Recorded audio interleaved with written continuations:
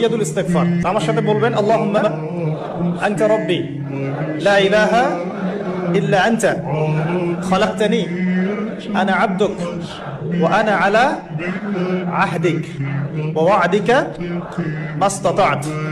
আউযু বিকা মিন শাররি মা সানা'ত আবু'ু লাক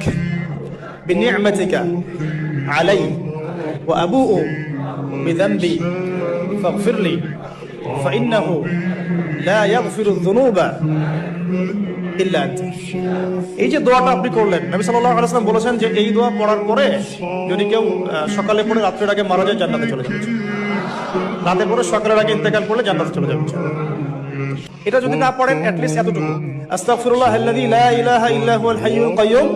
ওয়া আতুবু ইলাইহি, এইটুকু। আর এটাও যদি না পড়েন, না পড়াটা একটু লজ্জার যদিও বা, যদি না পারেন তাহলে বলবেন